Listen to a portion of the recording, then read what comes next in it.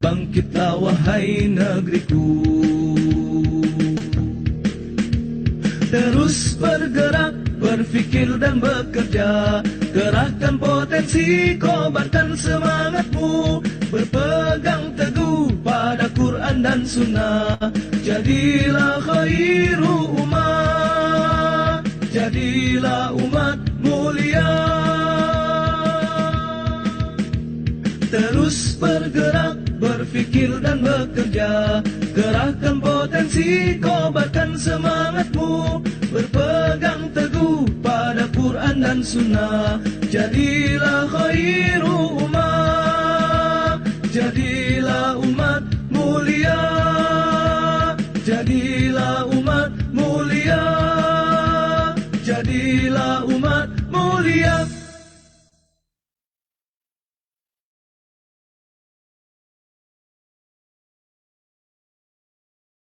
Tinta ulama menggoreskan peradaban, darah syuhada menegakkan keadilan. Ayolah kawan, jangan kau berpangku tangan, bangun kembali peradaban Islam, raih kembali kejayaan Islam. Tinta ulama menggoreskan peradaban, darah syuhada menegakkan keadilan. Ayolah kawan, jangan kau berpangku tangan, bangun kembali peradaban Islam, raih kembali kejayaan Islam. Terus bergerak, berpikir dan bekerja. Kerahkan potensi, kobarkan semangatmu, berpegang teguh pada Quran dan Sunnah. Jadilah khairu umat, jadilah umat mulia. Luruskan niat dan rapatkanlah barisan, maju ke depan, tuntaskanlah perubahan, membangun bangsa yang bervisi peradaban. Jayalah Indonesiaku, bangkitlah wahai negeriku.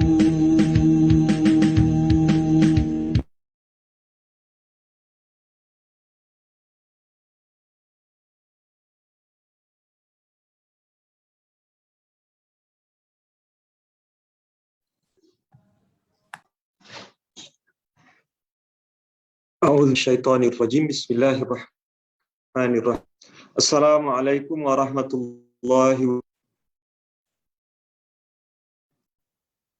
Innal hamdalillah nahmaduhu wa nastaghfiruh wa na'udzu billahi min syururi anfusina wa min sayyi'ati may yahdihillahu fala mudilla lahu, yudlil fala hadiyalah. Asyhadu an la ilaha illallah wa asyhadu anna Muhammadan abduhu. Allahumma shalli wa sallim ala Muhammad wa ala ali sayyidina Muhammad. Alhamdulillah, puji dan syukur mendapatkan kehadiran Allah SWT yang masih kita nikmat umur serta kesehatan Bapak Ibu, sehingga kita bisa bertemu kembali melanjutkan kajian Riyadhus Shalihin pada pertemuan yang kedua. Senantiasa diberikan keistiqomahan, mudahan dalam memahami ilmu-ilmu. Kemudian salawat beriring salam kita sampaikan kepada junjungan kita Nabi Muhammad sallallahu alaihi wasallam. Allahumma sholli ala sayyidina Muhammad wa ala ali Muhammad. Semoga kelak kita bisa mendapat dari beliau dan bisa berkumpul bersama beliau, sahabatnya, tabi'in dan seluruh kaum muslimin dan muslimat jannah. Pagi ini kita memasuki pertemuan yang kedua. Sebelumnya kita telah dua bab, yaitu bab 61, bab yang ke-62 tentang larangan bakhil serta mengutamakan orang lain, bab mengutamakan orang, memberikan pertolongan. Nah, hari ini akan masuk ke bab selanjutnya, yaitu bab ke-63, yaitu berlomba-lomba dalam perkara akhirat dan memperbanyak jalan berkah. Semoga hari ini kita bisa mengikutinya dan dengan seksama dan dimudahkan ya Bapak Ibu. Nah, sambil menunggu Ustadz bergabung bersama kita, mari pertama-tama kita membaca surat Al-Fatihah dahulu. Semoga majelis kita ini Allah SWT A'udzu billahi minasyaitonir rajim. Bismillahirrahmanirrahim. Alhamdulillahi rabbil alamin. Arrahmanir rahim. Maliki yaumiddin. Iyyaka na'budu wa iyyaka nasta'in. Ihdinas siratal mustaqim. Siratal ladzina an'amta 'alaihim ghairil maghdubi 'alaihim waladdallin. Oke, baik Bapak Ibu, sambil menunggu Ustadz bergabung bersama kita semua, silahkan Bapak Ibu dapat memurojaah kembali materi-materi sebelumnya, atau mungkin barangkali ada yang sudah memiliki pertanyaan bisa dipersiapkan ya, nanti bisa disampaikan melalui kolom chat atau bisa langsung resen. Mudah-mudahan nanti kita ada cukup waktu untuk tanya jawab ya Bapak Ibu, mengingat pada pertemuan sebelumnya, Masya Allah cukup banyak pertanyaan-pertanyaan yang diajukan. Nanti mungkin kita akan coba ajukan kembali 1 atau 2 pertanyaan ya, jika waktu memungkinkan. Demikian Bapak Ibu, mari kita tunggu sejenak Ustadz Yuwana Riantresna bergabung bersama kita.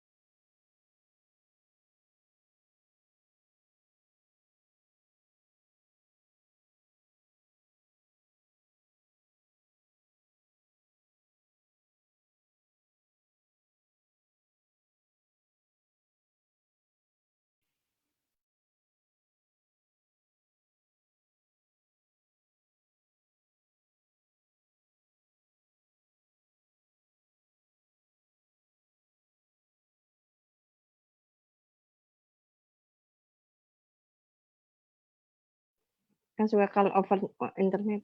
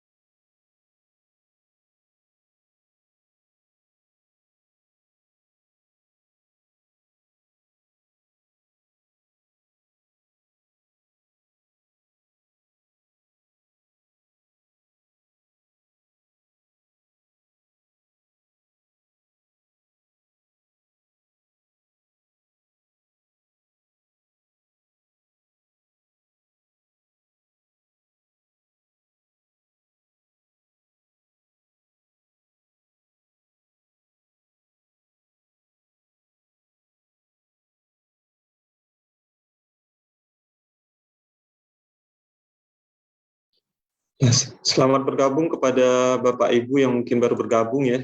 Tadi Alhamdulillah sudah kita buka ya Bapak Ibu. Kita masih menunggu Ustadz bergabung bersama kita semua.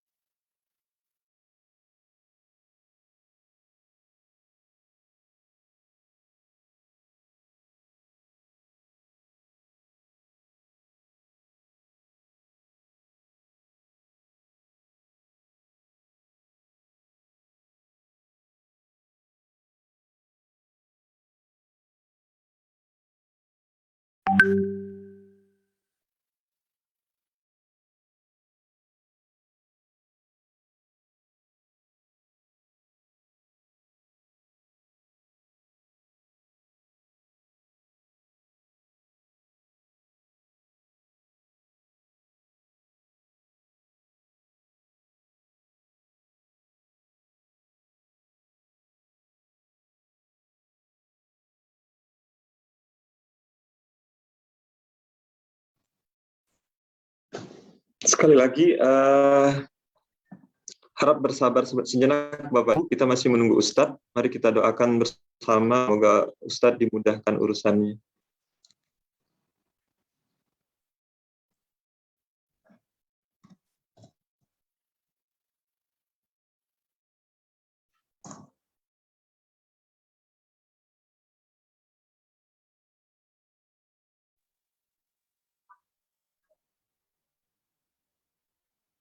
Assalamualaikum warahmatullahi wabarakatuh. Waalaikumsalam warahmatullahi wabarakatuh.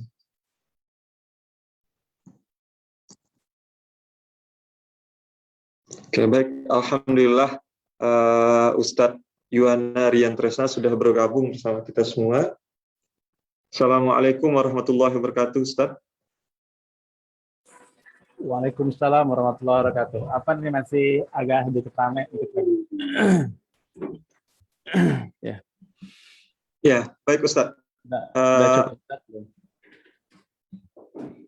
Agak putus-putus kedengaran di saya, Ustadz. Oh iya, sebentar. Ini dari tadi belum dapat ini yang bagus, tempat yang bagus. Sebentar. Oke. Barusan udah lumayan barusan, Ustadz. Oh iya. Baik, Mangga, bisa dimulai ini. Biasanya di tempat ini baik. bagus. Ya. Baik, alhamdulillah Bapak Ibu. Tadi alhamdulillah sudah dibuka, Ustadz. Jadi untuk mempersingkat waktu, dibukakan waktu dan tafadhol, Ustadz.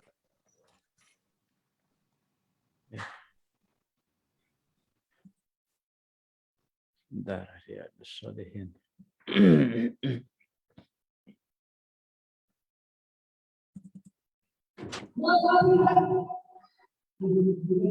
Maaf ya Kak kita.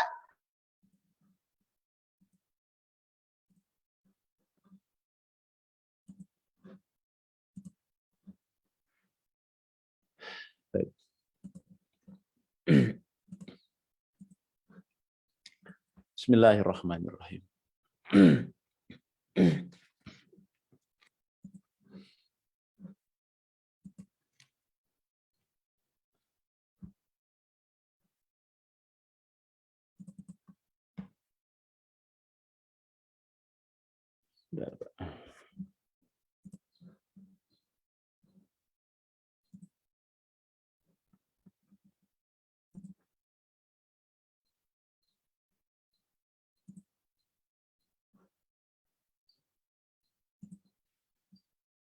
Alhamdulillah.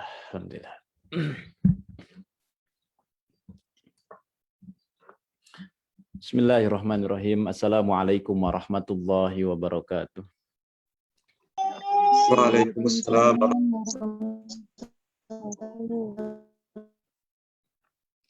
Alhamdulillah.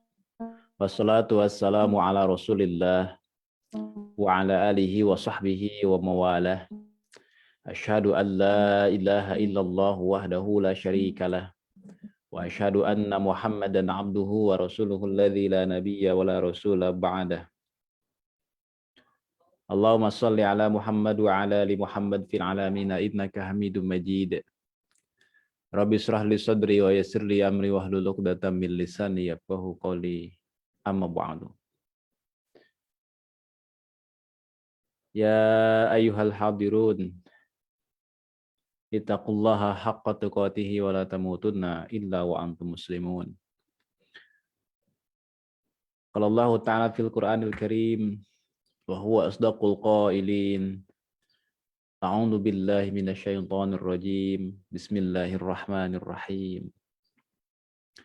Wa allafa baina qulubihim law anfaqata ma fil ardi jami'an jami'an ma alafta baina qulubihim walakinnallaha alafa bainahum innahu azizun hakim. Wa qala Nabi sallallahu alaihi wasallam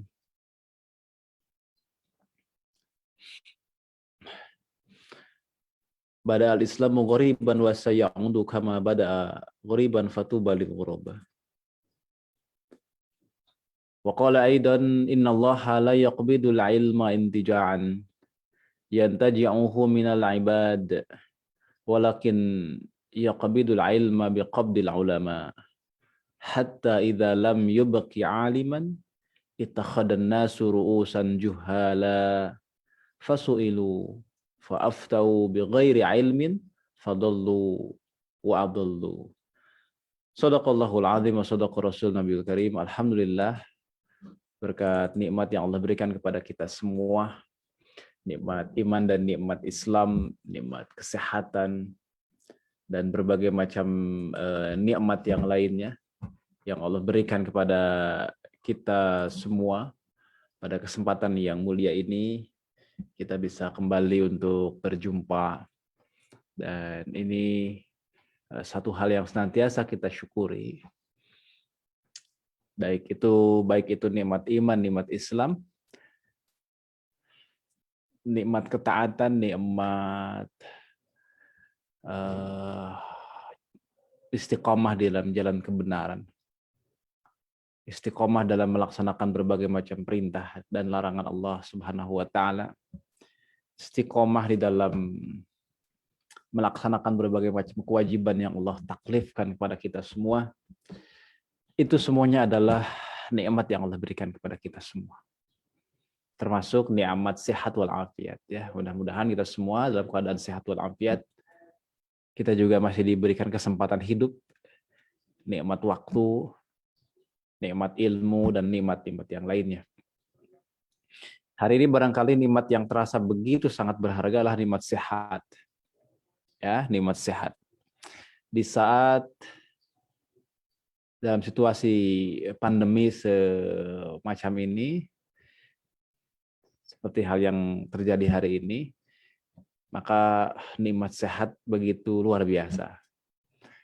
Ya, ini yang kita senantiasa syukuri di saat teman kita, barangkali saudara kita, keluarga besar kita, bahkan keluarga inti kita, banyak yang sakit, termasuk yang terinfeksi positif COVID-19, ada yang biasa-biasa saja, ada yang gejalanya ringan, ada yang gejalanya berat sampai kritis, bahkan ada yang sudah meninggalkan kita. Dan sepertinya ini terus menjangkau orang-orang yang dekat dengan kita, ya. Di kami saja, misalnya di keluarga besar Khadimus Sunnah, data terakhir itu ada 17 keluarga yang, bukan 17 orang, 17 keluarga kan, dengan anak istrinya, dengan suami istrinya, dengan ayahnya, dengan ibunya, 17 keluarga yang untuk Mahat Ali yang sakit, ya, dan terinfeksi virus corona.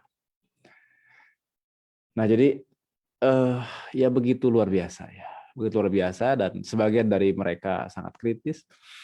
Saya sempat video call beberapa orang yang masih bisa dibantu oleh keluarganya. Ada yang oleh sendirinya karena dalam masa isolasi, dalam keadaan-keadaan yang sangat luar biasa, berjuang melawan masa-masa di masa-masa kritisnya, dalam kondisi yang sesak nafasnya, dan lain sebagainya. Jadi kita harus pandai bersyukur pada Allah Ta'ala. Termasuk nikmat hidup.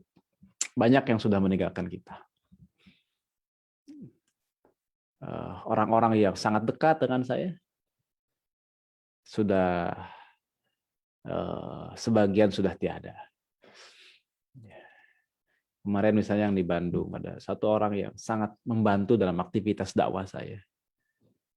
Ternyata di perjalanan meninggal dunia. Ya, di perjalanan.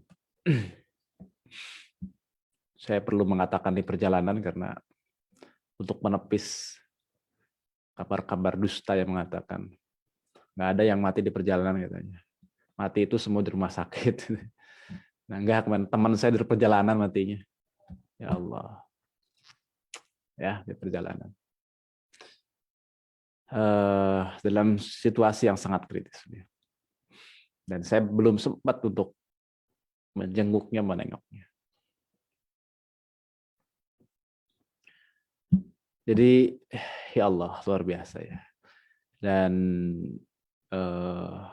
banyak orang-orang terbaik yang sudah Allah panggil juga.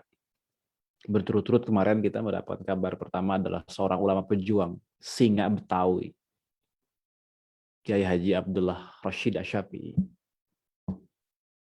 Ya.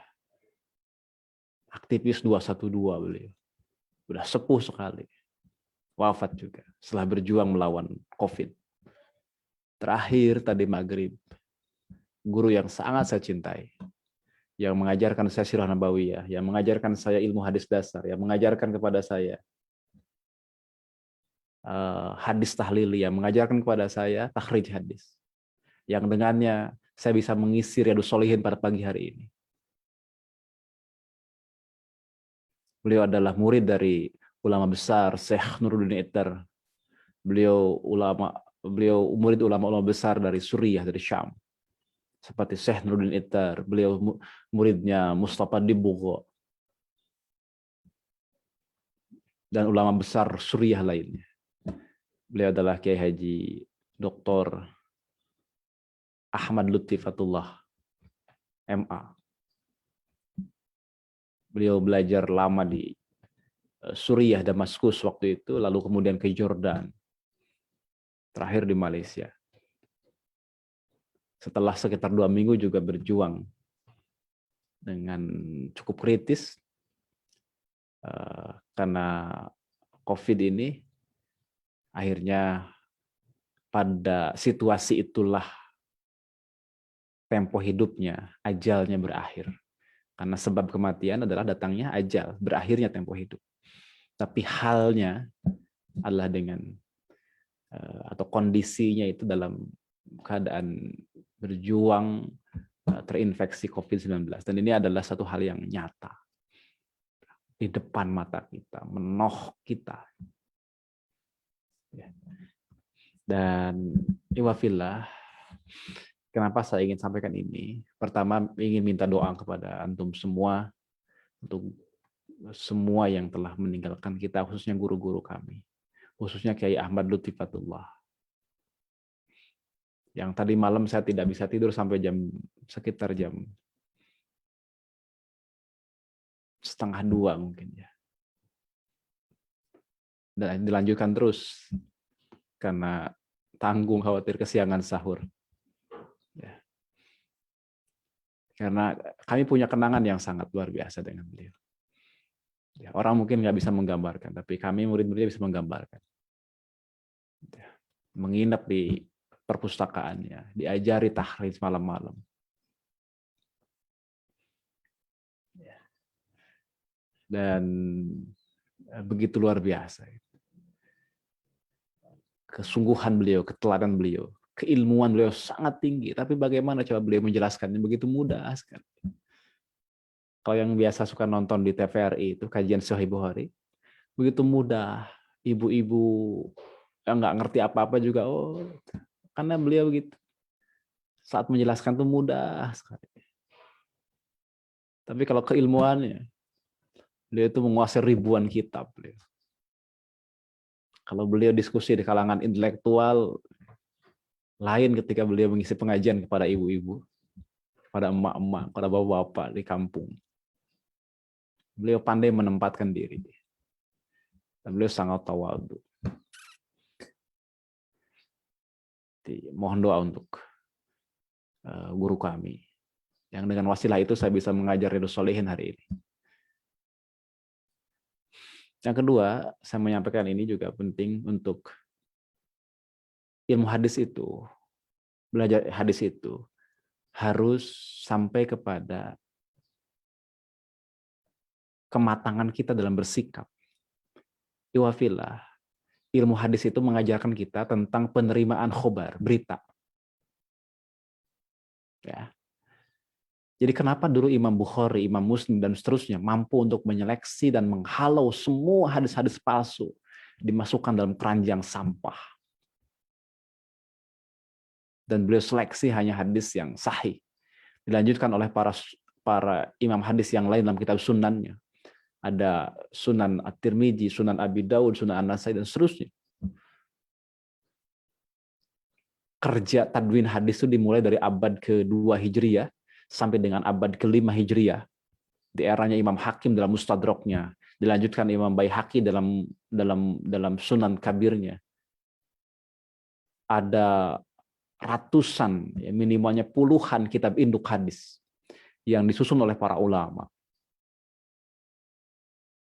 Untuk apa itu? Untuk melakukan tanqih, seleksi. Mana yang otentik disandarkan pada baginda Muhammad SAW, mana yang tidak jelas asal-usulnya, terbuang. Atau kalaupun dimasukkan sebagai pelajaran, dikasih komentar bahwa ini adalah tidak jelas asal-usulnya, atau ini adalah maudhu atau palsu. Begitu ya. Kemudian yang otentik pun dijelaskan lagi oleh para ulama takhrij. Kedudukannya, ada yang sahih, ada yang dhaif. Ada yang makbul, ada yang mardud, diterima dan ditolak. Ada riwayat yang ma'ruf, lawannya munkar. Riwayat seorang yang dhaif bertentangan pula dengan orang yang lebih orang yang lebih thiqah. Ada riwayat yang syad, yang nyeleneh. Dia tuh riwayatnya adalah riwayat yang orang thiqah tapi bertentangan dengan yang lebih thiqah. Itu namanya syad, nyeleneh. Itu kaidah-kaidahnya. Dan yang paling utama kan sebenarnya pertama adalah ketersambungan riwayat, yang kedua adalah perawinya yang dipertimbangkan itu. Kalau bicara sanad ya, belum matannya. Kemudian kalau kita bicara rawi, dua hal. Pertama adalah ketakwaannya, kedua kredibilitasnya. Adil, dobit, kan begitu teorinya. Harus adil, dobit. Adil itu takwa berarti. Amanah dia. Kedua, dobit. Kecermatan, keakuratan, kredibilitas, intelektualitas. Nah begitu. Nah zaman sekarang ya Allah. Dengan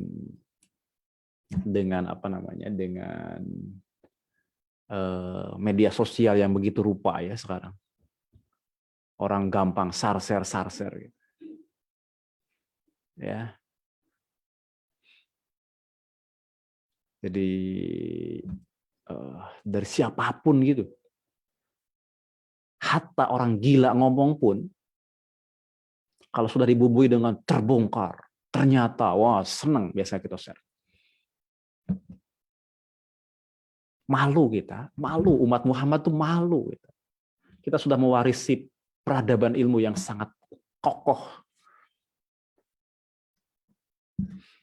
Makanya kemarin ke saya mendapatkan berita yang sangat menyedihkan. Kematian yang bertubi-tubi tentang guru saya, terakhir yang tadi malam. Tiba-tiba ada yang share tentang COVID itu nggak ada. Saya bilang, datang ke sini. Kita tonton orang yang sekarat. Saya punya beberapa orang teman saya yang hari ini sedang berjuang. Kita lihat, nggak usah pakai teori, nggak usah pakai dalil yang begitu. Kita lihat orang yang sekarat aja.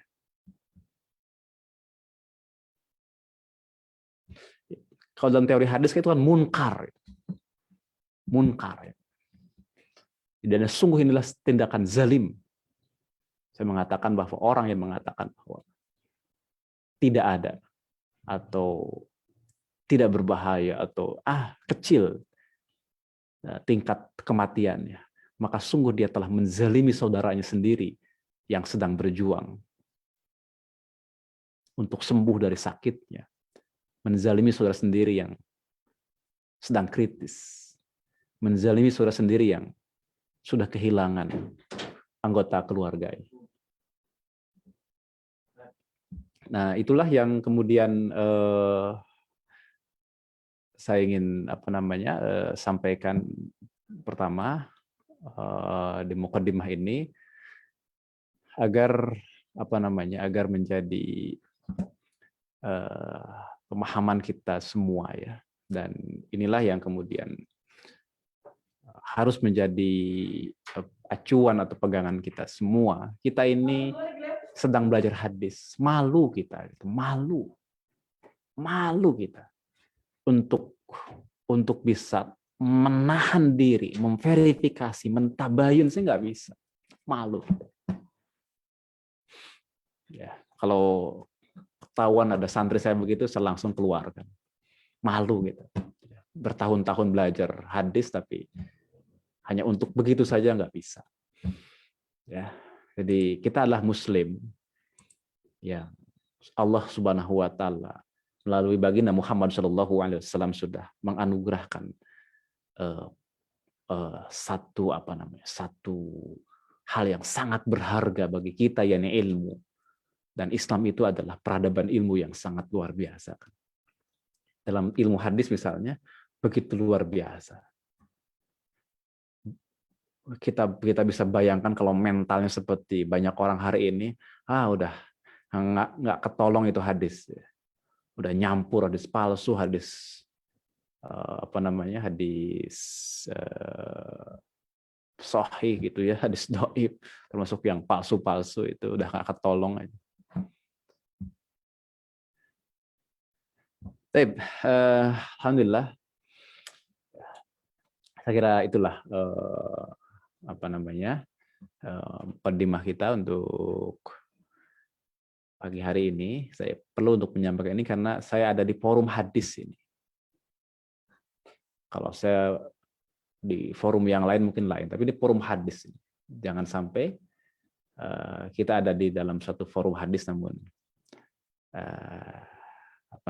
kita tidak mengerti tentang dasar-dasarnya sekalipun ilmu hadis. Walaupun kita nggak belajar ilmu hadis ya, kita lebih langsung ke syarahnya, syarah hadis. Tapi harus tahu dasar ilmu hadis. Kapan kita menerima sebuah berita, kapan kita menolak sebuah berita.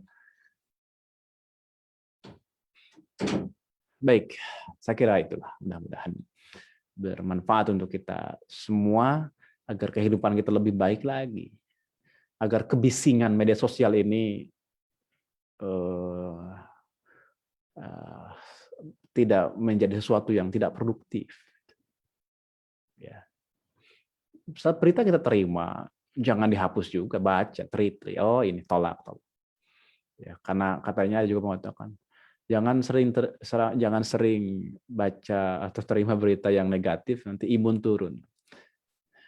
Teman saya kemarin kan bicara begini, di Quran itu ada basyira wa nazira, ada berita gembira dan ada peringatan, ancaman yang menakutkan. Apakah kita nggak boleh baca Quran yang menakutkan karena akan menurunkan imun? Enggak. Justru membaca Al-Quran yang ancaman yang begitu harus membuat kita waspada, membuat kita hati-hati, kan begitu harusnya kan? Ya, jadi kita adalah Muslim. Sekali lagi kita Muslim. Kita beda dengan yang lain. Kita ini Muslim yang Allah sudah muliakan dengan berbagai macam kebaikan yang Allah berikan kepada kita semua dengan ilmu yang ada. Kita harus menjadi orang yang terhormat dengan ilmu ini. Ya, kita harus menjadi orang yang matang dengan ilmu Islam ini. Begitu ya. Taib, kita akan masuk. Sekarang ada di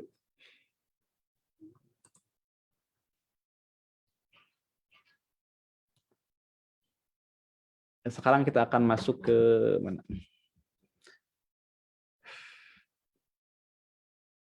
Ke 63 ya.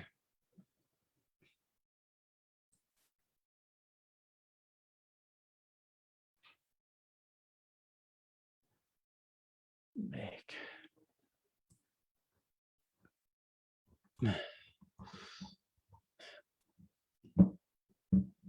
Silakan. Siapa yang membantu membaca? Insya Allah akan dibantu oleh Abah Zulfan ya, Ustaz Zulfan. Silakan Ustaz. Barakallah. Bismillahirrahmanirrahim. Wa an Abi Musa babut tanafasu fi umuril akhirati wal istiksari. Babu tanafusi.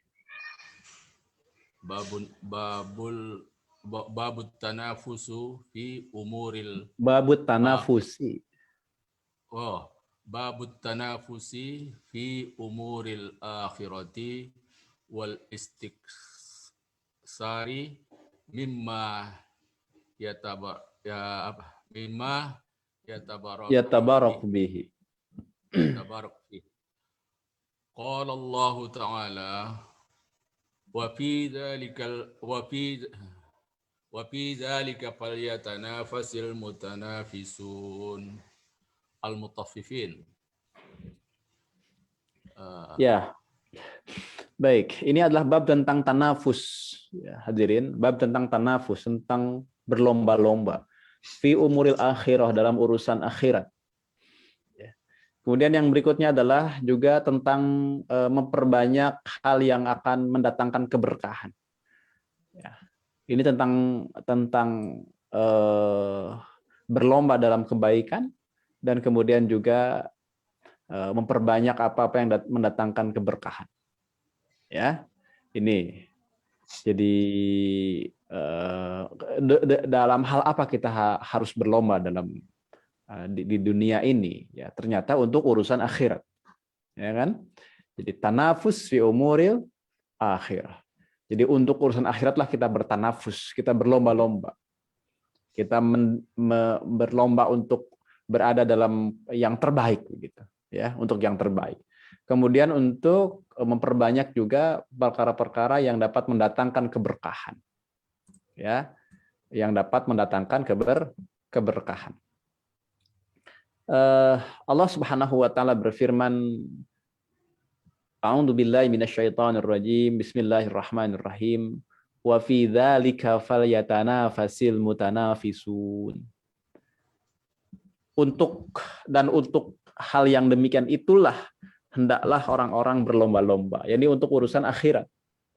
Janganlah kita berlomba-lomba untuk urusan dunia kita. Ya. Jadi berlomba untuk urusan dunia kita. Jangan ya. Itu sesuatu yang justru akan menghinakan muslim ketika dia berlomba untuk urusan-urusan dunia. Maka berlombalah untuk urusan akhirat dia. Dunia ini sementara saja, sedangkan yang kita lakukan adalah menyiapkan bekal untuk urusan akhirat kita, ya, untuk urusan akhirat kita. Dengan apa itu? Beribadah kepada Allah Subhanahu Wa Taala, kemudian menuntut ilmu, ya, menuntut ilmu. Jadi beribadah, menuntut ilmu itu yang harus kita giatkan. Bahkan tanafus, ya tadi, tanafus, berlomba-lomba. Tapi lillahi, ya, lillahi ta'ala. Semuanya adalah karena Allah Ta'ala. Apalagi sekarang kita sudah ditinggalkan oleh, dalam catatan kan sekitar 580-an. Per Juli kemarin, per bulan kemarin. Per bulan apa kemarin tuh? Ya, beberapa bulan kemarin. Sekarang Agustus ya. Sekarang Juli ya. Sekarang Juli. Juni kalau nggak salah, per Juni.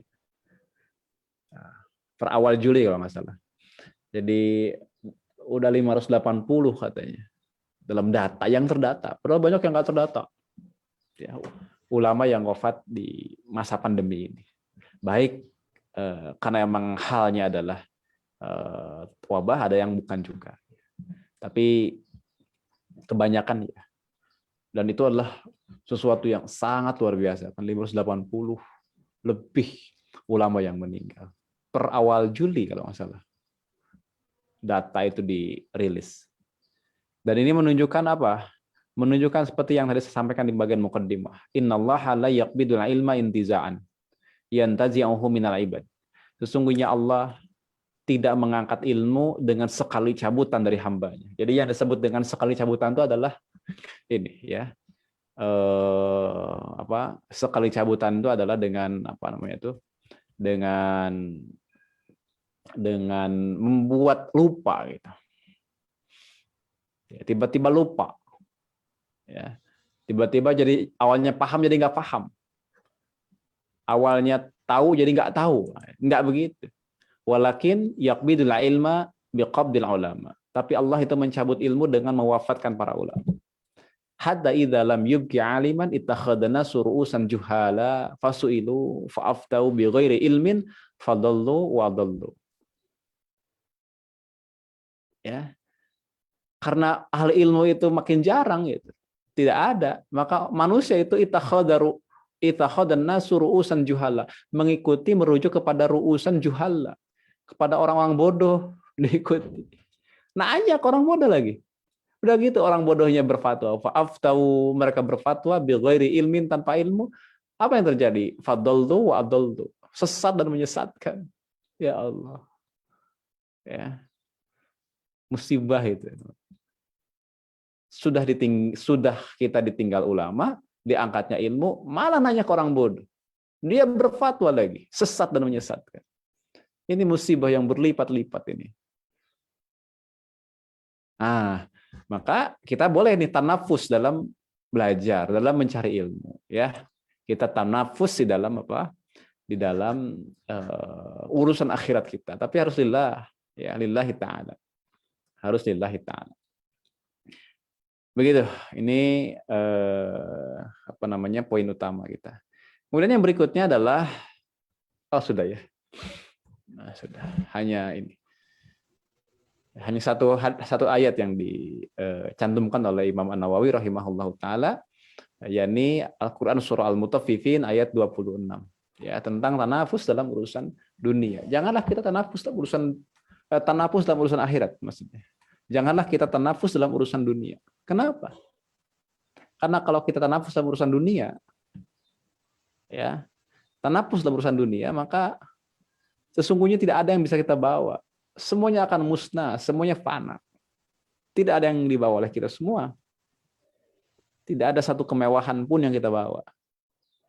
Hatta kita misalnya dipasang emas kecil atau apapun lah di gigi kita gitu, tetap harus dibongkar, harus dicabut selama tidak merusak jasad nanti. Yang kita bawa nggak ada kecuali kain kafan. Kain kafan yang kita bawa, yang menempel tubuh kita kain kafan. Ya, kain kafan. Dan itu semua membuat kita harus makin sadar bahwa dunia ini semakin kita kejar, semakin kita teguk, maka semakin haus. Semakin tidak kenyang. Ya, semakin tidak akan membuat kita kenyang dunia ini. Nah, jadi oleh karena itulah, maka ini perkara yang sangat penting ya untuk kita perhatikan, berkaitan dengan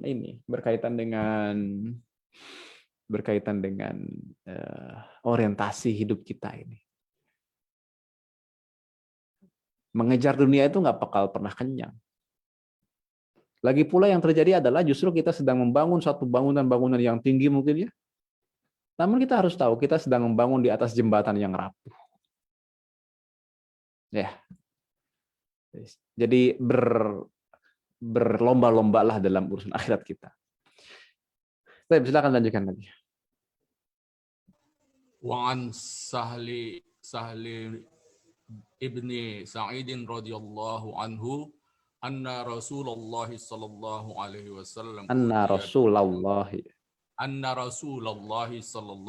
wasallam utiya bi syarabin fasharaba minhu wa an yaminihi ghulamun wa an yasarihi al-ashbahu faqala lil ghulami ata'zanu li an u'tiya haula'i faqala al-ghulamu asyakhu bukan asbahu asyakhu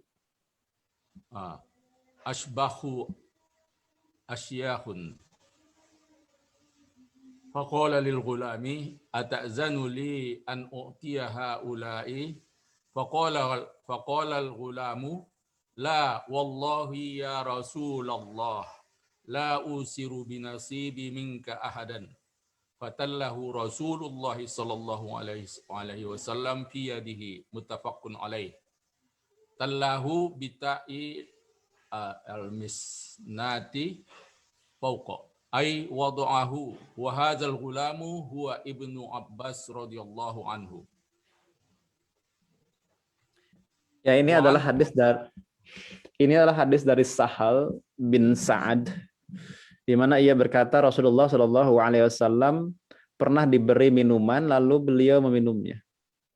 Ya, dan di sebelah kanannya gitu ada seorang anak. Gulam di sini yakni seorang anak muda, yakni Ibnu Abbas, ya radhiyallahu anhu, masih muda waktu itu. Dan seorang anak muda di sebelahnya, dan di sebelah kirinya ada seorang tua. Lalu beliau bersabda kepada anak itu, bolehkah aku memberikan minuman ini kepada orang tua itu? Ya. Ata'azanuli an u'atiyaha ulai. Boleh enggak? Anak muda itu, yakni Ibnu Abbas tadi katakan, anak muda itu menjawab, tidak ya Rasulullah. Ya.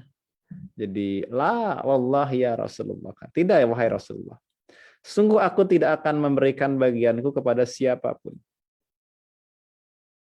Selanjutnya Rasulullah SAW meletakkan minuman itu di tangan anak tadi, ya.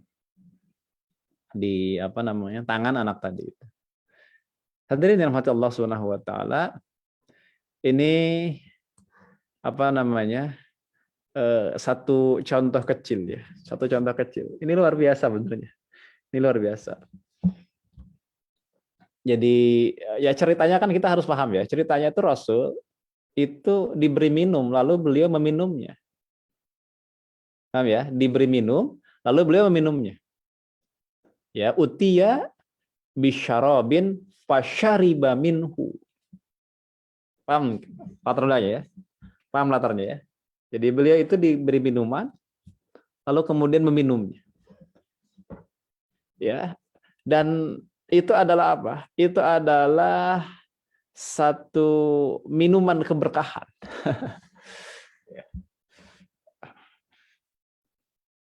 Kalau para santri itu gelas gelas bekas minum kiainya aja jadi rebutan itu. Ya, ingin dapat berkahnya itu. Apalagi ini Rasulullah Shallallahu Alaihi Wasallam. Ya. Kebaikan. Bayangkan minumannya Rasulullah, sudah Rasul minum, dan Rasul akan memberikan ke orang tuanya.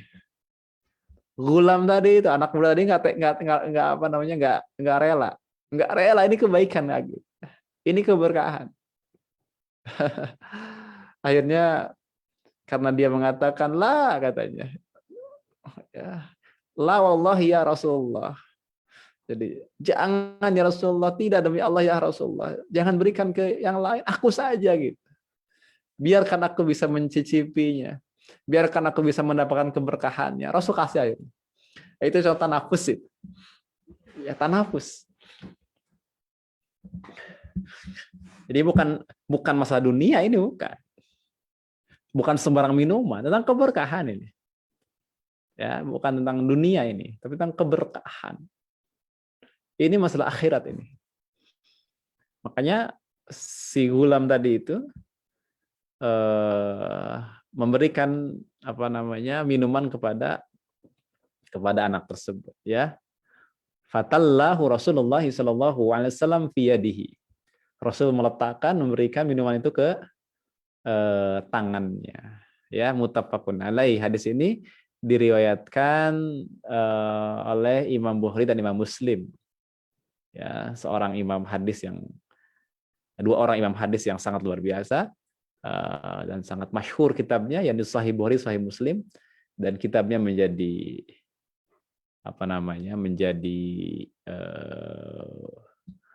bukti bahwa kesungguhan mereka berdua itu memang luar biasa ya, untuk tadi menyeleksi ya kitab kita hadis-hadis yang tidak jelas asal usulnya dan hanya mencantumkan hadis-hadis yang jelas asal usulnya dan sahih. Begitu ya. Jadi hadis nomor 1 ini bukan urusan dunia, bukan tentang minuman, tapi tentang keberkahan. Ya, tentang keberkahan dari baginda Nabi Muhammad SAW. Baik, selanjutnya. Wa an Abi Hurairah radhiyallahu anhu anin Nabi sallallahu alaihi wasallam qala baina Ayyubu radhiyallahu anhu yaghtasilu uryanan fakharra alaihi jaradun min dhahabin faja'ala Ayyubu yahshi fi thawbihi fanadahu rabbuhu ya Ayyubu alam akun agnaituka amma tara qala bala wa izzatika walakin la ghinni bi an barakatik rawahul Bukhari. Baik, ini adalah hadis riwayat Imam Al-Bukhari. Hadis ini adalah hadis dari Abu Hurairah radhiyallahu anhu.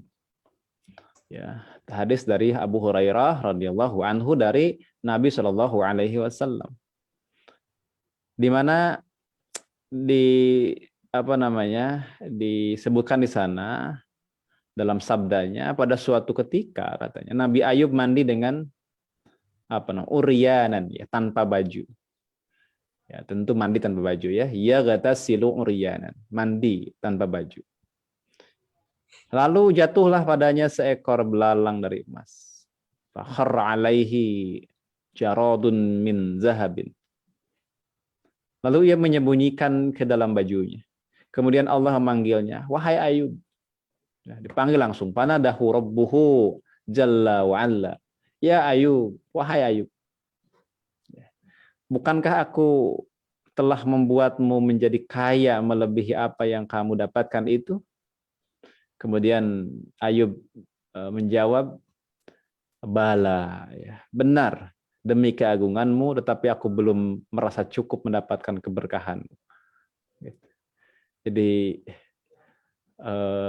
apa coba yang bisa dipetik dari sini? Ya, dari hadis ini. Apa yang bisa kita ambil pelajaran dari Nabi Ayub ini? Tentang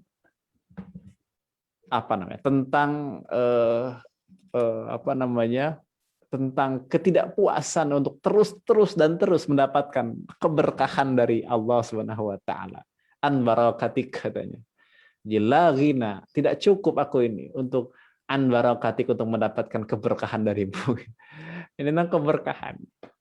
Jadi hadis ini harus dibaca dengan sangat cermat dan tepat ya. Ya. Hadis ini bukan perintah untuk memperbanyak harta, bukan. Jadi itu kan keberkahan dari Allah. Terus tiba-tiba ada belalang. Oh, ini adalah keberkahan Allah. Ini adalah hadza min fadl rabbi gitu ya. Kemudian dimasukkan ke bajunya itu. Dan ternyata motifnya untuk apa? Ternyata untuk mendapatkan keberkahan dari pemberian dari Rabb-Nya. Allah. Itulah tanafus yang benar itu begitu. Ya, tanafus yang benar begitu. Bukan untuk bermewah-mewahan, bukan untuk bermegah-megahan dengan kehidupan dunia. Ya, bukan untuk bermewah-mewahan atau bermegah-megahan dengan kehidupan dunia. Itu tanafus yang benar itu adalah untuk kebaikan di akhirat, ya, untuk keberkahan di akhirat. Nah, itulah kurang lebih bahasan kita pada pagi hari ini. Ya, kita sedikit-sedikit saja ya, bertahap saja, supaya ada waktu juga untuk kita bisa mendiskusikan hal-hal yang barangkali perlu dijelaskan, ya, perlu diperjelas kembali. Saya cukupkan dulu sampai di sini. Silakan kalau ada hal yang mau disampaikan. Alhamdulillah, syukron jazakumullah khairan Ustaz. Demikian sesi pertama Bapak Ibu. Selanjutnya kita masuki sesi kedua, yaitu sesi tanya jawab. Dipersilakan bagi Bapak Ibu yang ingin bertanya bisa langsung raise hand atau bisa menyampaikan lewat kolom chat. Silakan Bapak Ibu. Oke, baik. Sambil menunggu pertanyaan, alhamdulillah sudah ada satu pertanyaan Ustaz di kolom chat dari Ibu Syifa Wulandari. Assalamualaikum Ustadz, apakah ada perbedaan tanafus dengan fastabiqul khairat? Ya, tanafusnya tanafus apa dulu kan? Maksudnya tanafus fi umuril akhirah, ya gitu ya. Jadi fastabiqul khairat dengan tanafus fi umuril akhirah itu sama. Ya, maknanya itu. Jadi yang disebut dengan tanafus fi umuril akhirah berarti dia berlomba-lomba untuk urusan akhirat. Nah, itu maknanya adalah fastabiqul khairat, ya maknanya itu. Jadi fastabiq saling mendahului gitu. Fastabiq itu kan saling mendahului dalam kebaikan. Sama saja artinya. Silakan.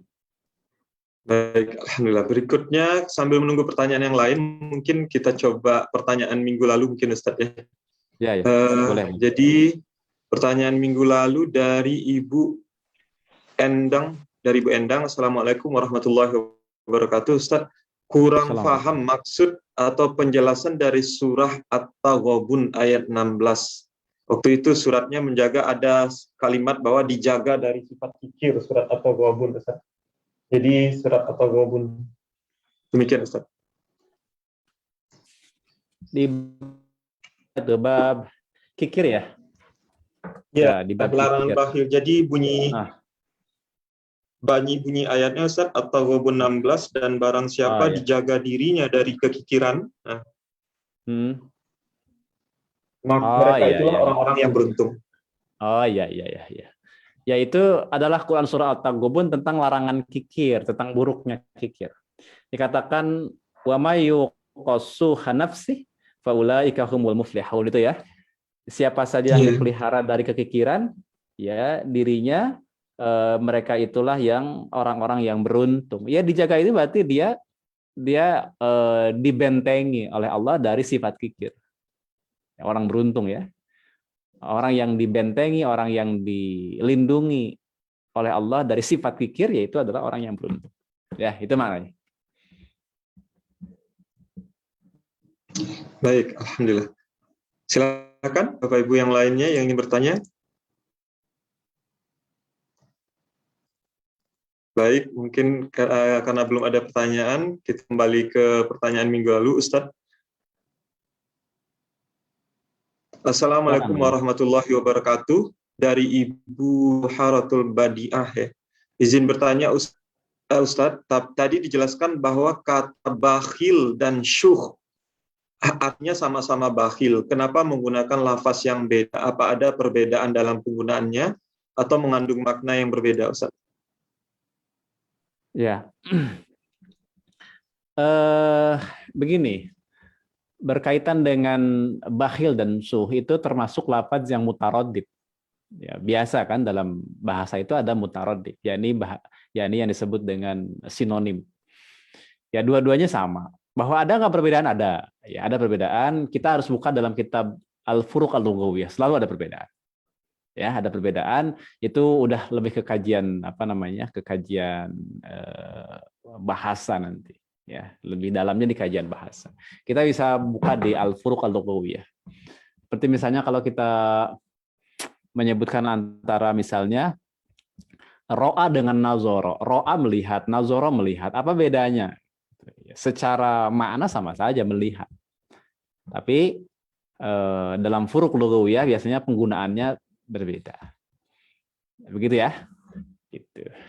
Jadi untuk memastikan untuk memastikan kita bisa kita bisa cek langsung di furuq lughawiyah. Nantilah coba ya. Kitabnya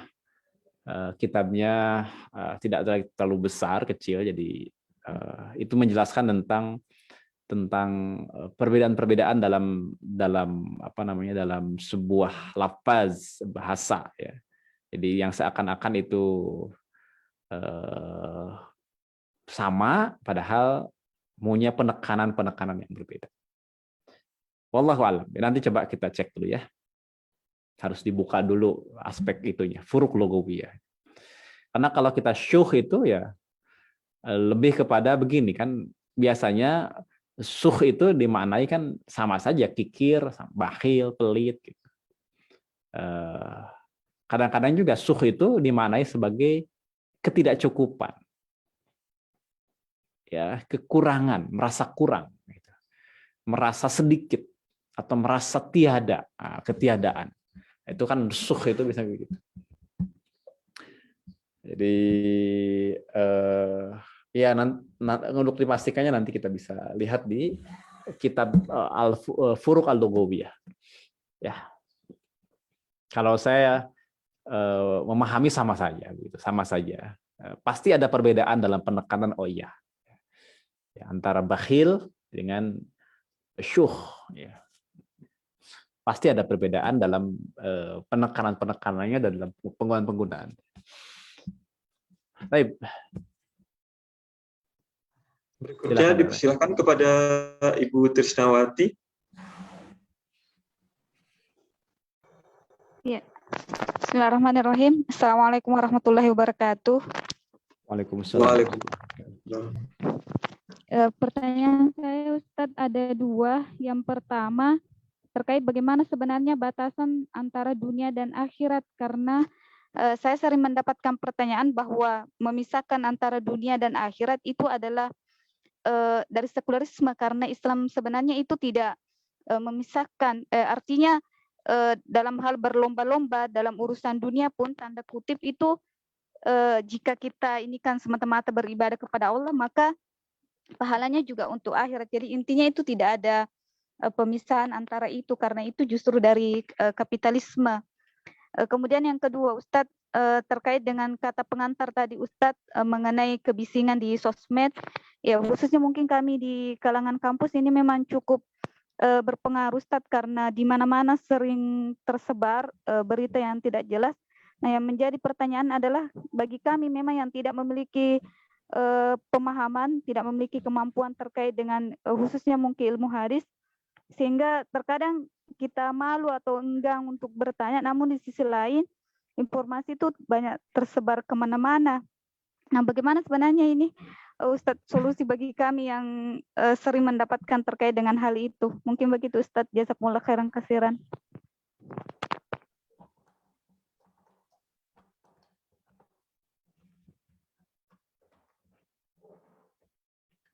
Baik, untuk pertanyaan pertama adalah terkait dengan dunia dan akhirat. Begini, dunia, akhirat ya tentu beda. Ya, dunia ya dunia, akhirat ya akhirat, pasti beda. Dan tidak mungkin sama, dua-duanya beda. Allah yang membedakan kan, bahwa akhirat itu lebih baik daripada dunia. Ya, wal akhiratu khairul kaminal ula. Khairu wa abqa, dan berbagai macam ungkapan-ungkapan yang lainnya menunjukkan bahwa ada dunia, ada akhirat, dan akhirat lebih baik daripada dunia. Dan banyak hadis Nabi Muhammad SAW yang membedakan orientasi dunia dan orientasi akhirat. Misalnya haramnya bermegah-megahan, haramnya bermewah-mewahan. Dunia itu kan. Kemudian berbagai macam ayat dan hadis lain yang menyebutkan terkait dengan bagaimana keutamaan untuk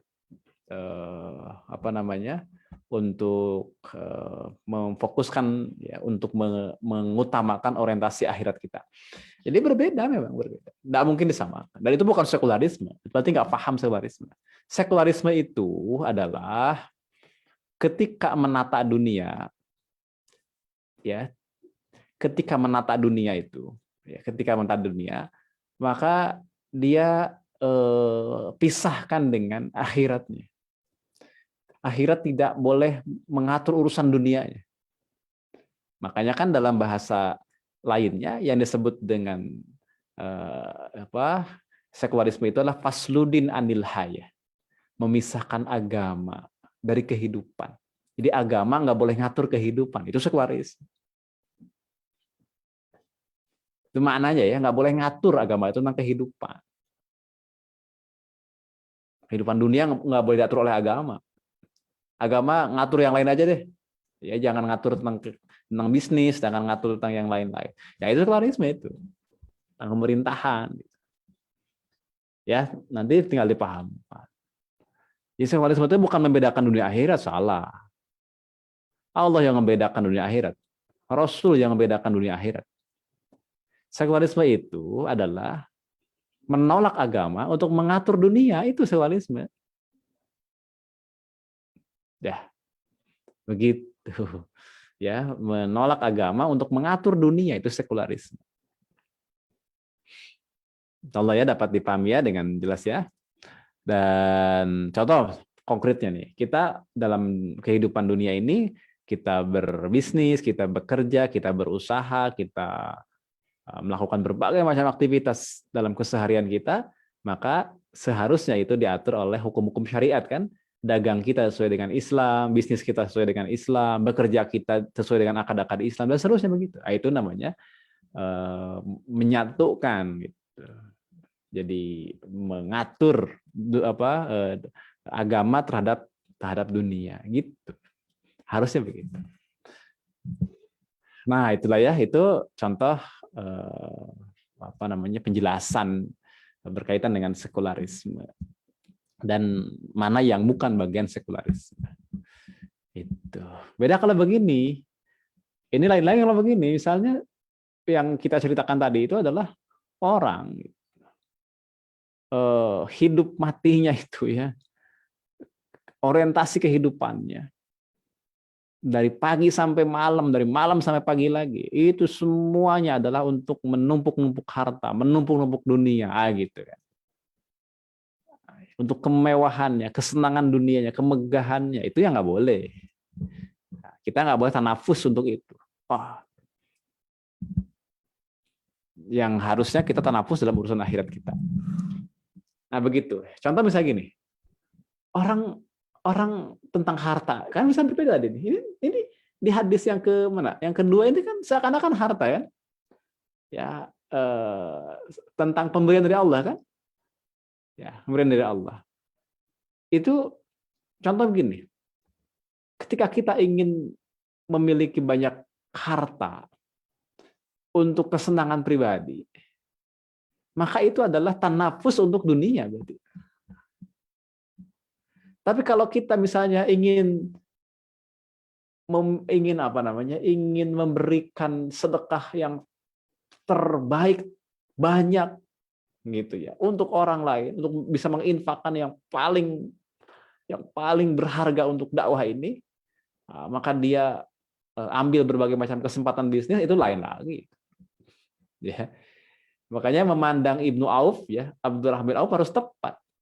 Beliau itu mulia bukan karena banyaknya harta. Beliau itu mulia karena hartanya disedekahkan di jalan Allah. Yang membuat masyhurnya beliau itu, yang membuat keutamaan beliau itu adalah karena beliau dikasih amanah harta dan beliau berikan semua untuk Islam. Kan begitu. Itu yang membuat berharga, bernilai dan sangat luar biasanya Abdurrahman bin Auf. Bukan karena kemegahan, kemewahan yang kemudian dibangga-banggakan. Kalau sekarang kan berbeda kita. Ada artis atau aktor atau artis mungkin ya menenteng tas apa itu satu harganya tasnya itu 50 juta gitu ya, 200 juta ya Allah, tas begitu doang. 200 juta Hermes katanya ya mereknya. Saya pernah sekali waktu penasaran gitu, saya cari kayak gimana, perasaan sama-sama aja dengan produk tas dari lokal dari Bandung gitu ya. Mungkin beda ya. Ya katanya ada yang 2 miliar juga ya. Luar biasa itu. Menenteng tas yang harganya ratusan juta, bahkan ada yang miliar. Ada yang katanya sepatunya gitu ya, sepatunya harganya 50 juta gitu. kos kakinya sekian belas juta, topinya 12 juta. Outfitnya berapa belas juta, 10 juta. Nah, itu contoh bermegah-megahan tuh begitu. Dan ternyata kan nggak cukup satu tas Hermes itu kan. Untuk baju yang warnanya ungu mungkin tasnya juga ungu, baju yang warnanya agak ke emas-emasan tasnya lain lagi gitu. Jadi punya koleksi tas bukan satu. Banyak. Banyak tasnya itu. Nah, itu contoh. Kemegahan, kemewahan. Janganlah yang itu berat hisabnya. Ya, berat hisabnya. Jangan senang dengan harta yang banyak dan kita tumpuk untuk diri sendiri. Kita nikmati untuk diri sendiri. Jangan senang, berat hisabnya. Ibnu Auf itu dilepas semua. Datang lagi, lepas lagi, datang lagi, lepas lagi begitu. Maka mulia beliau. Ya Allah. Baik, silakan. Demikian Bu Trisna, apakah ada tanggapan Bu Trisnawati? Cukup Ustadz, jazakumullah khairan. Alhamdulillah. Pertanyaan Oh berikutnya. ya, mungkin tadi saya lupa yang Masih ada keduanya tadi ya. yang Ada, Iya, ya, Ustadz. ada dua pertanyaan. Itu yang pertama. Pertanyaan beliau yang kedua itu tentang menyeleksi sebuah berita. Sebenarnya gini, tidak mesti belajar ilmu hadis untuk bisa menyeleksi berita. Tadi terlebih lagi kita yang belajar hadis. Bagi yang tidak belajar hadis pun kita harus sampaikan dan semua harus paham bahwa prinsip dasar dalam Islam itu kan Al-Hujurat ayat 6 ya. Tabayun, verifikasi. Jadi kadang-kadang kita kan belum juga tabayun memverifikasi begitu langsung share. Gitu kan. Bahkan kadang-kadang cuma baca judulnya aja. Terkuak. Nah gitu. Saya kalau udah ada berita terkuak, terbongkar. Gitu ya. Itu udah aneh itu. Jadi itu bahasa-bahasa yang biasa untuk menarik perhatian dan itu seneng di kalangan itu seneng gitu ya. Saya juga punya grup keluarga itu, grup keluarga besar itu. Ada salah seorang anggota keluarga besar itu yang seneng gitu, yang udah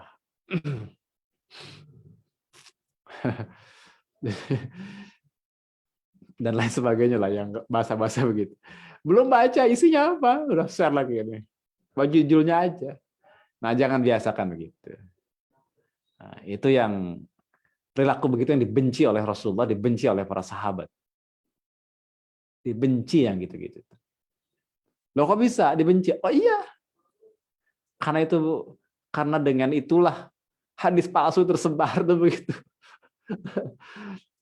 Bapak Ibu, coba baca kitab As-Sunnah Qabla Tadwin, karangan dari Dr. Ajaz Al-Khatib. Bagaimana mereka susah payahnya, jatuh bangunnya begitu, melakukan seleksi hadis itu. Dan yang membuat makin rumitnya persoalan itu adalah banyaknya orang-orang resek kayak gitu.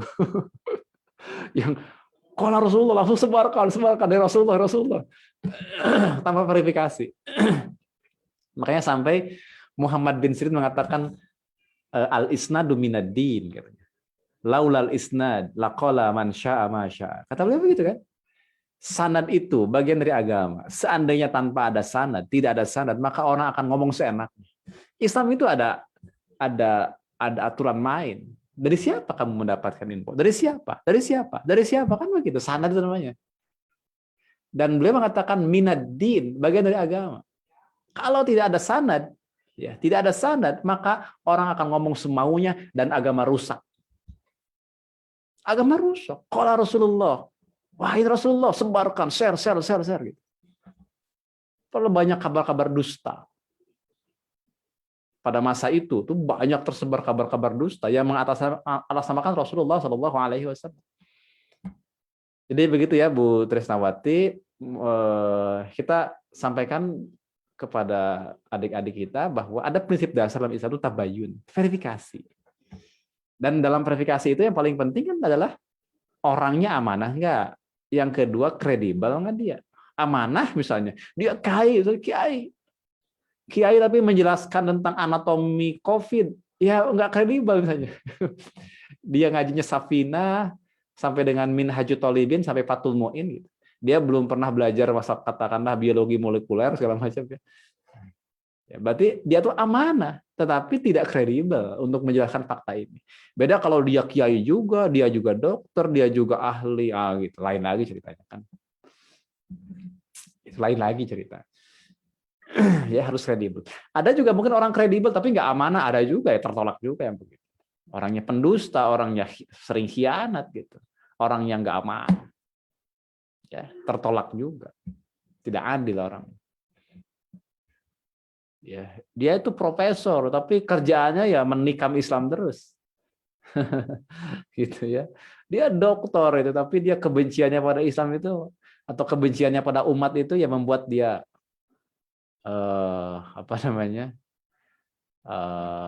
menjadi tidak amanah tadi. Tidak jujur. Dia banyak memanipulasi. Manipulasi ayat, manipulasi hadis. Itu ya, mudah-mudahan dapat dipahami.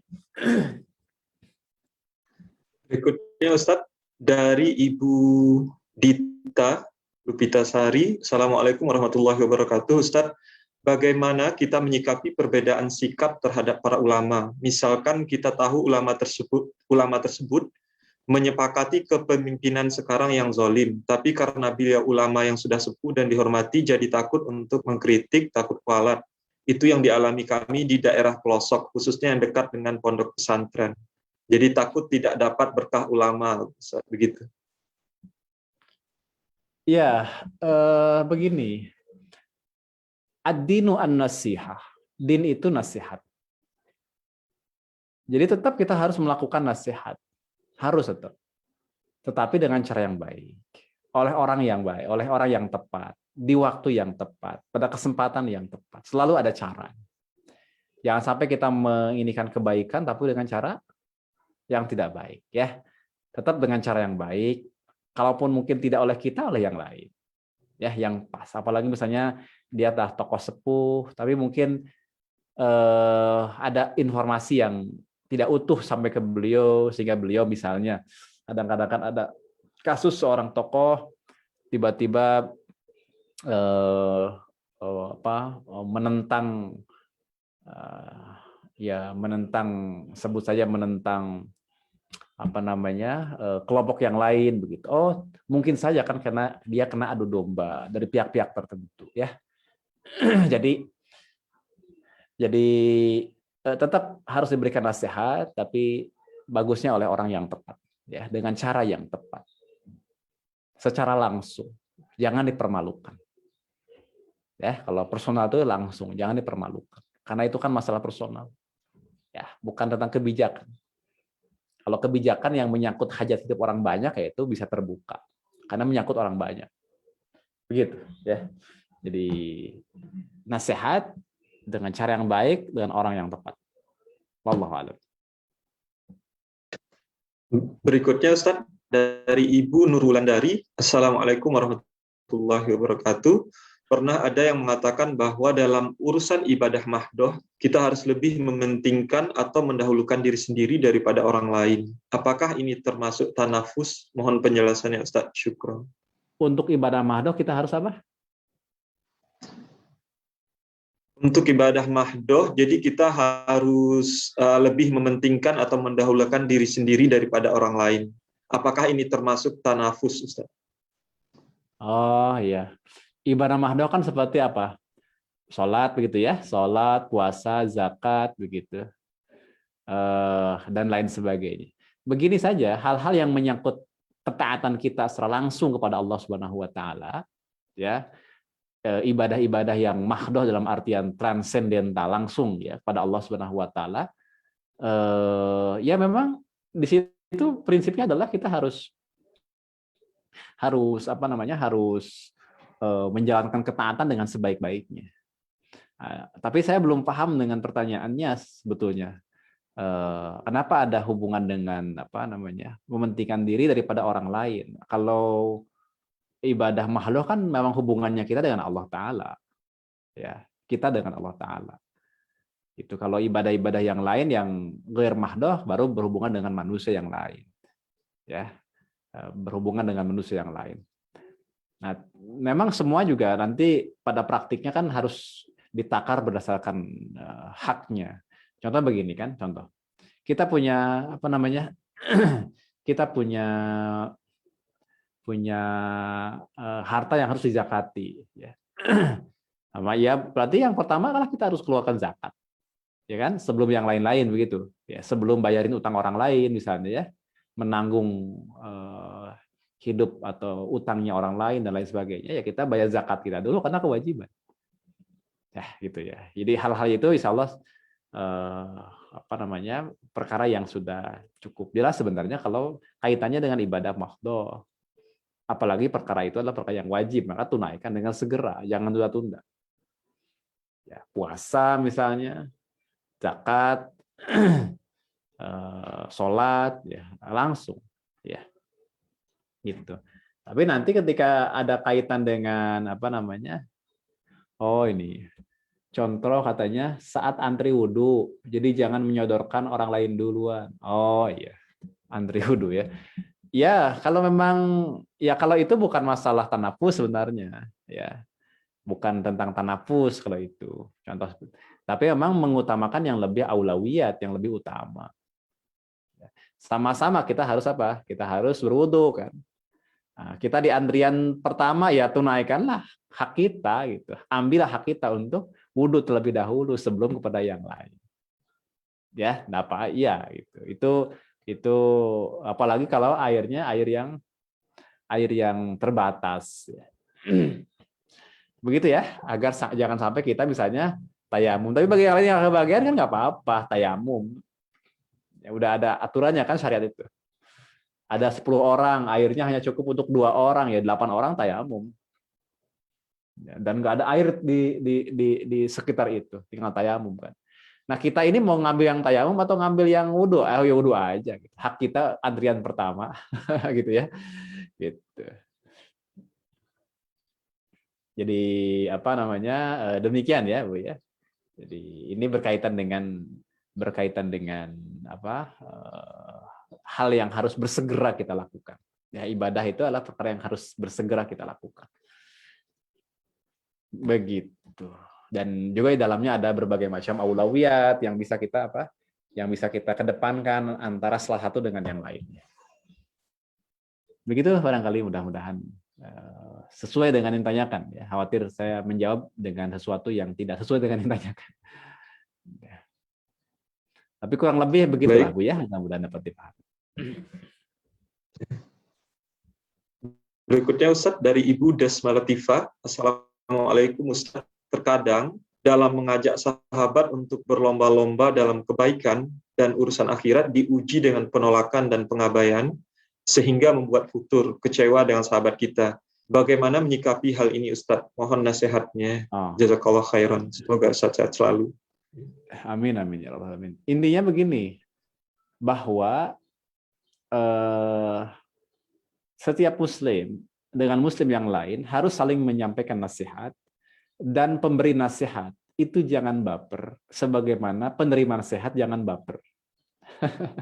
Ya, ini jangan baperan. Kalau kita itu dai baperan, itu repot nantinya. Kita jangan baperan ya. Kita ini dai kan semua ya. Kita harus didai. Karena kata Nabi kan kita harus menyampaikan apa yang kita ketahui.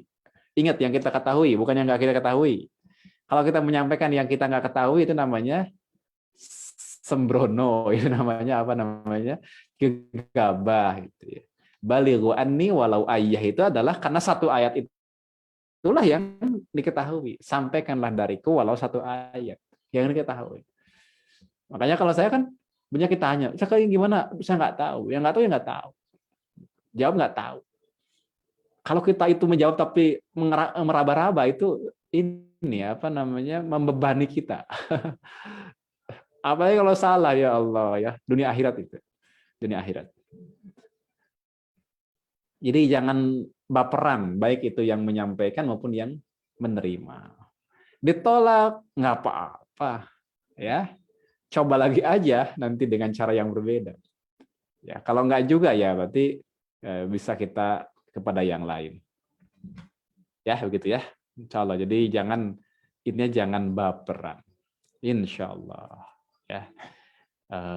Kita itu diberikan amanah oleh Rasulullah untuk menjadi dai itu adalah untuk penyampai saja. Bukan memastikan dia itu menerima tidaknya. Itu urusannya dengan Allah itu. Allah yang membolak-balikan hati. Ya. Kitalah yang berdoa pada Allah kan, ya muqallibal qulub. Ya, kita juga kan begitu. Sabit qalbi ala dinik. Nah, gitu ya. Jadi memang Allah yang membolak-balikan hati kita. Begitu ya. Jadi sampaikan, nerima atau enggak itu urusan berikutnya ya. Tugas kita hanyalah menyampaikan. Jangan baper. Pendakwah nggak boleh baper ya. Dai nggak boleh baper. Pemberi nasihat nggak boleh baper. Baik, itu saja. Mungkin cukup, mudah-mudahan dapat dipahami, Kang Niko. Alhamdulillah, syukran, jazakumullah khairan Ustaz. Alhamdulillah Bapak Ibu, kita sudah sampai di penghujung acara. Alhamdulillah pertanyaan-pertanyaan hari ini sudah terjawab semua ya Bapak Ibu. Oke, mari kita tutup kajian kali ini dengan membacakan istighfar. Astagfirullahaladzim, astagfirullahaladzim.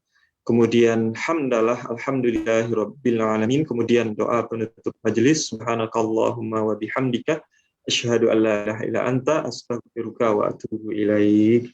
Demikian Bapak Ibu, mari kita doakan sama-sama semoga Gurunda Ustadz Yohanarian Tresna senantiasa diberikan kesehatan, dimudahkan segala urusan. Demikian juga bagi guru-guru yang lain. Dan semoga Bapak Ibu semua yang mengikuti kajian ini juga diberikan kekuatan dan kesehatan dan dimudahkan senantiasa dalam bentuk ilmu. Demikian, mohon maaf atas segala atau kesalahan dari kami. Sampai bertemu kembali insya Allah di pertemuan berikutnya. Wassalamualaikum warahmatullahi wabarakatuh.